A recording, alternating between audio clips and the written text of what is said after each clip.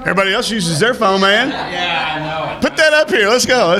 Come on, man. Come on. That doesn't work? Still get Sarah, the operator. I like it. I like it. I like it.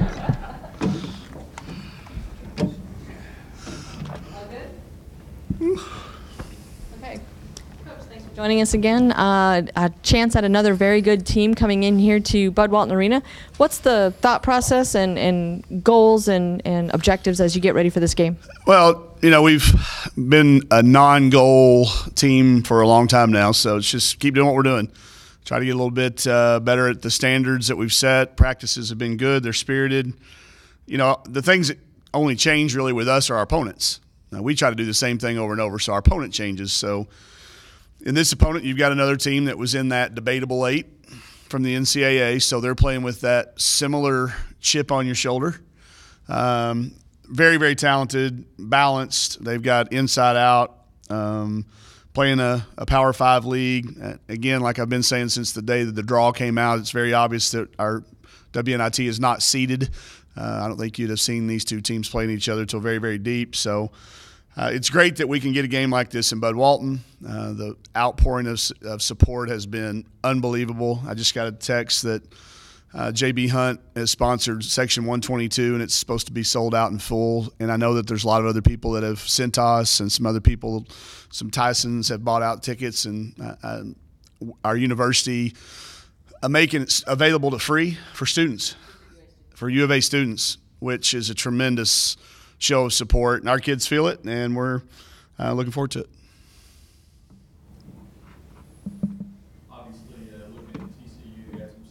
Yeah. Something that's, something that gives you problems. So it does, and it's size that we know very well. Amy Okonkwo was a freshman at USC when I was at Washington. I know what she's capable of. I watched Jordan Moore play almost every game she ever played in the summer. So they do a great job of getting in there. It's always a test for us when their 2 leading scorers come at those spots. So I think we're equipped for it. I think we're ready to handle it. I do think that forces them to have to guard us on the other end. Teams have tried a variety of things to do that. So I think at this time of the year, it usually comes down to the team that is the best version of what they do. But certainly when we walk out there, and our guys are back too. I'm going to tell you, this is a huge thing. Our guys' practice squad is back, and I talk about them a lot, but sometimes that gets underestimated.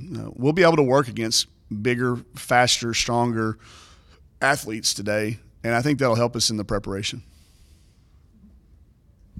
Now, what problems does a quicker like Kiera give them on the other hand? Well, that's what I was saying. It forces them on the other end to have to get back in transition, change some matchups. One of them is going to have to try to guard Chelsea, or one of their guards Chelsea, and then they have to guard Mason. So it's always fun to see how other teams react to it.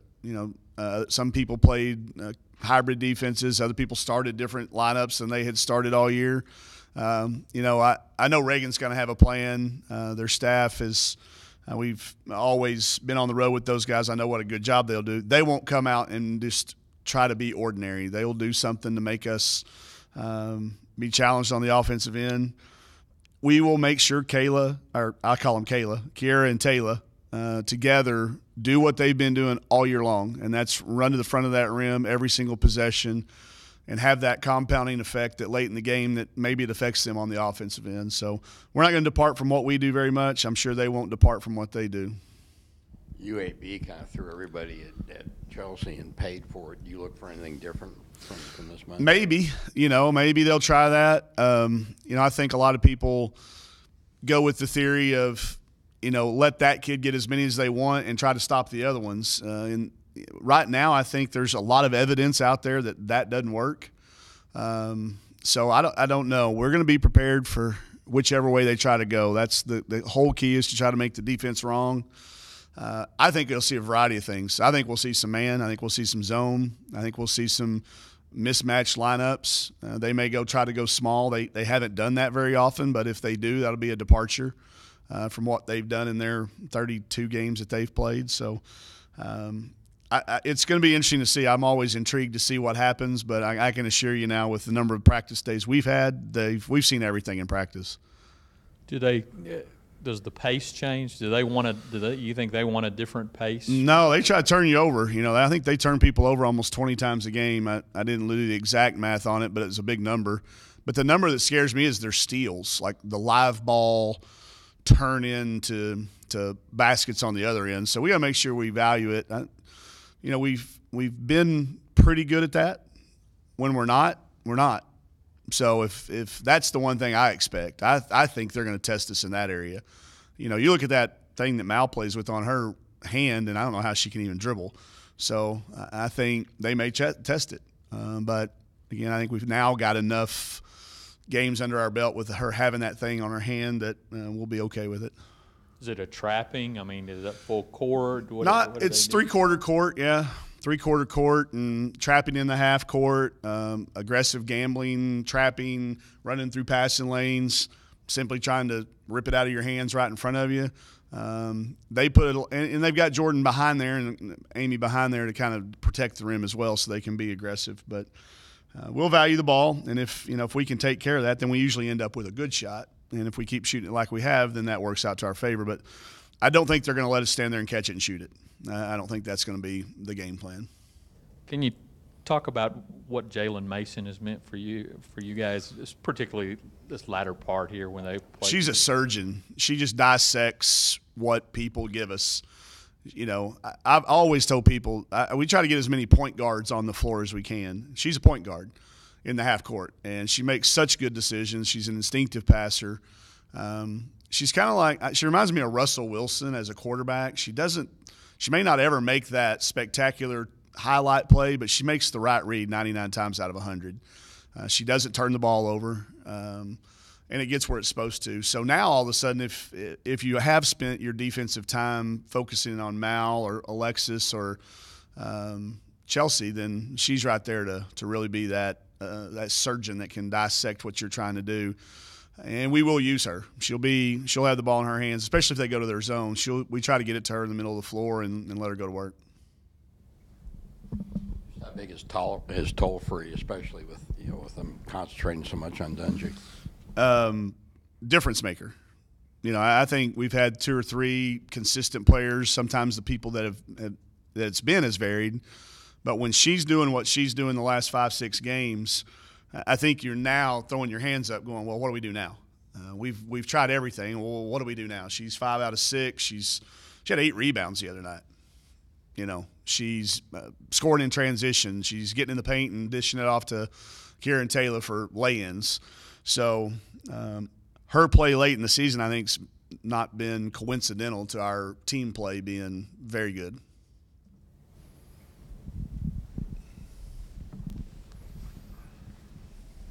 Mike, I've probably heard more conversation around town about your team in the last month than I have in several months before. Do you get a sense of the building of a fan base or bringing more people onto the bandwagon?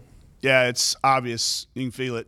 Everywhere you go, people are talking and stopping by tables and seeing our kids. Our kids are talking about it. The lines outside, the people on social media, the drive time radio, there's talk on there about it. And all of those things are signs that there is momentum, but there's nothing like seeing them show up for the game.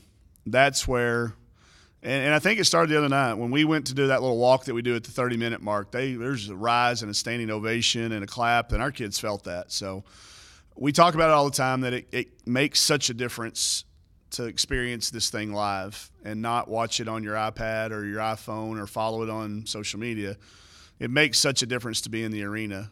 Not only for them, but I think the experience is good with what DJ Derek does and Elvis does with the timeouts. And in the last 8 or 9 games, I have caught myself listening to a song that DJ Derek has played, whether he played a Copperhead Road, which is an old Steve Earle song, and the things that they do with the dance cams and the bringing the kids down onto the floor. And there is really a difference in experiencing it live and experiencing it in 2 dimensions on your flat screen. So we've sensed it. Our players have sensed it. And I'm excited this group of kids has got to experience it and hadn't had to see it build into something that's happening down the line 2 or 3 years from now. Mike Anderson being let go yesterday, what do you think about him and what he was able to do for that program? He's a friend of mine since the day we got on campus. Not only he, but Marshita, welcome me personally, Marshita making sure that I was taken care of, knowing that I'm single and needed things. So their whole family reached out. His players have been at our practices religiously, at our games supportively, and just going to be missed. I know that me personally, when you take a job like this, you know that there's always the potential. You want to do your absolute best, but you know there's a potential that someday it's not going to be on your terms. So it was a hard day yesterday for our kids. We had to stop practice. Our kids were emotional about it. We all were. We share a building. We share locker rooms. We share space with a lot of people, not his staff, his training staff, his athletic training staff, his weightlifting staff. So, they were certainly part of it yesterday. We were affected as well. But it's going to be very sad to see him not around those halls and his staff. And we've got a real challenge to keep our kids focused on what we've got to do.